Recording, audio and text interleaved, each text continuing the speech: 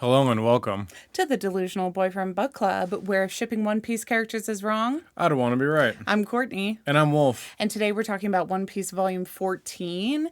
Tune in every Tuesday for a new episode reviewing one manga every week until we get all the way through One Piece. And on Thursdays, I release a BL/romance episode. So if you're into that, make sure you check them out. Rate, review, and subscribe if you haven't yet. And to jump right into this, we are in the middle of a battle in Little Garden, which is the place where two Elbaf giants live, Dory and Broggy. And our Straw Hat Pirates are stopped there to recalculate and reset their log pose. And it can take up to a year to do that. So they're kind of making themselves comfortable and becoming friends with these giants. But at the end of the last episode, one of the giants drank some of their ale and it exploded in their stomach. So they're immediately suspecting the humans, but once they realize that the humans didn't do it, they don't know who the culprit could be of this trickery, but every time the volcano goes off, these two giants have to fight each other. So there's nothing they can do, even though one of them has been almost mortally wounded. They have to go back and do their battle, and one of them has so much honor that he won't even let the other giant know that he's hurt. Meanwhile, all of the Straw Hats are worried about these two, and we have no idea who committed the crime. So that's where we left off last time. One is called Broggy, and he is like a stout, big giant, and then the other one is Dory. Dory is a tall giant with a big, long beard, and Dory's the one who drank the bad beer that exploded in his stomach. So they're fighting each other, and that's where this volume picks up. We see that Luffy is furious that somebody would try to interfere with this duel of honor. And so Dory drops a mountain on him in order to keep him in place so that he can get back to his battle. Meanwhile, Usopp is with the other giant Usopp is also there, and he sees all of this trickery going down, and he's really pissed off. So when the giants start fighting again, Dory is really sick, and groggy. Yeah, because it's so hard to keep track of the names. So Broggy is noticing that he's not fighting like he usually does. And he says, something's off about you. What happened? And basically, Dory will not let on to how bad he's hurt. And in order to not dishonor him, his friend Broggy kills him, and he strikes the final blow, and he goes down hard. Mortally wounds him. Mortally wounds him? Is he not dead? He's not dead. That's so good to know. That's a spoiler I really needed because I was really sad about these two. So Dory is down. He's completely unconscious. Meanwhile, we see Mr. 3 and Miss Valentine and Mr. 5 off in the distance. This is the first time we've met Mr. 3. Will you kind of tell us about his powers? It's a candle power that he can make anything he wants out of candle wax. So that's pretty much it. And his partner can use paint to give you into different moods. So like maybe you're like, you want to betray your friends, which is a really weird example, but like that's what happens in one of these fights is she makes it so Luffy doesn't want to save his friends. Is betrayal black. She paints black on the floor, and when he stands on it, he betrays his friends. And the same thing with like laughter yellow. If she paints that on him, he won't stop laughing. So while his friends are being turned into wax figures, he isn't really coming to the rescue like he usually does. So while that's happening, we have Usopp trying to fight against Mr. 5, who has explosive powers. And every time Usopp uses one of his exploding stars, it doesn't really work because the guy can just eat explosives. Yeah. So everybody's powers are basically being neutralized. Meanwhile, Sanji is back at the boat, and he was going to prepare dinner for everybody, and he's been off hunting. So he's not coming to use at all. Then we have Vivi, and Vivi's bird, Kuro, has been stolen by these bad guys. So all of their weak points are being manipulated and used against them. Zoro is kind of the worst of all of these because he's the most powerful. So our wax guy with his wax powers, Mr. 3, is raining wax down on everybody. And Zoro... He has like a massive cake that he's like made, like a statue cake, and he has... It's a candelabra. It's a candlestick. Oh. So Zoro is stuck in the wax, and he looks over at Broggy. Broggy the giant has also been covered in wax, and his hands have been stabbed down to the ground. Mm-hmm. And so he can't help. And Zoro says, you know what? Who cares if you have to rip your hands apart? You should do it. I'm going to cut my own legs off so that we can at least die fighting. So Zoro gets halfway through cutting his legs off, which he thankfully does not succeed at because he gets stuck in the wax. But his legs are bleeding everywhere. And then he says, well, if I'm going to get turned into a statue, I'm going to make this pose. And he like raises his sword up in the air. So he's kind of stupid as ever. Like, seriously, he's being so stupid and not helpful. Well, he was trying to be helpful and get out really quick, but... Well, and also, what would it be of anyone's help if he cut off his legs and died of blood loss? That's not helpful. And he couldn't fight anyways.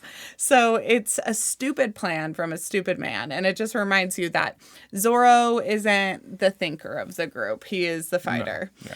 So Luffy gets out from underneath that mountain that he was trapped under. He's been, fighting against Lady who can change all of the emotions.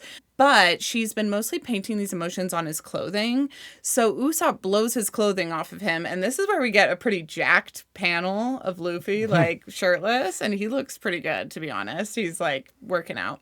He, without that shirt on, is able to fight back a little bit. And then Usopp remembers that what is the thing that's best against wax? Heat. Yeah, heat and fire. So they decide to melt all of the wax figurines or their friends to help set them free, which is a great idea. So they do that, and everybody is released from the wax, which is wonderful because it was pretty frustrating just watching them all get stuck there. Mm-hmm. How did you like this in the anime? Probably better than the book because, reading an entire book of just them being on... Little Garden. Little Garden, thank you. Being on Little Garden is just not that fun, to be honest, when it's an adventure manga. But in the anime, it's fine because I think it's just like it's a few episodes too. It's a little long. It's not my favorite. It's not my favorite sequence. This part. And when everyone's just trapped like that, it is kind of frustrating because they're just stuck still. So not my favorite either. It seems to like drag out a little bit, and there's not a lot of action because, like I said, our greatest fighter is stuck in the wax trying to cut off his own legs. It's not really as impressive as a lot of their other fights. Yeah, and like Mr. 3 isn't that like high ranking in the power scale once you get a little bit further down in the manga itself. And so it's just weird how he's able to manipulate this entire situation to his benefit, but it doesn't matter. It's all part of the manga. So when they get set free, we have also Broggy being set free. And so he's sitting back upright. He is ready to get back at it to figure out what he's going to do. And where we leave off? That's where it ends, yeah. So this manga, It's super short with like the details and stuff because it's all on one island and it's one weird long battle that doesn't really do a whole lot, to be honest. It's just him melting the Straw Hats on the candelabra and they're just getting saved. Yeah. So that is volume 14 for you. Wolfgang, who's your delusional boyfriend from this episode? Probably Dory. Dory? Why? Yeah. Just because it's sad he gets stabbed. Yeah. It wasn't his time to lose his battle because he's a great warrior, and then all of a sudden the keg exploded with the ale, and there was nothing he could actually do, so it just sucks. That was also my delusional boyfriend this episode is Dory because he is so honorable. He's not going to back out of the fight, and he goes through with it and says, if the god of Elbaf doesn't want me to live and he's not on my side, then I will gladly take my death if it's my time. And I thought that was really courageous and brave in the face of death. So I thought that was very sexy. Also, I like a size difference, so I think it would be fun to fuck a giant. Absolutely. So do you ship Broggy and Dory? No, after seeing him later on in the show, not really. I could see it, but also they literally live on this island together. They only hang out with each other. No, I get it, but also in this show specifically, giants are like the weirdest people because they're super friendly. They're like Luffy, where they're like asexual kind of. You think so? Because they live so long they don't have to reproduce? Yeah, I mean they do, but like also when you start to like talk to them in Elbath, it's really weird because they just seem like they're just happier than life people, and sometimes like those people kind of come off.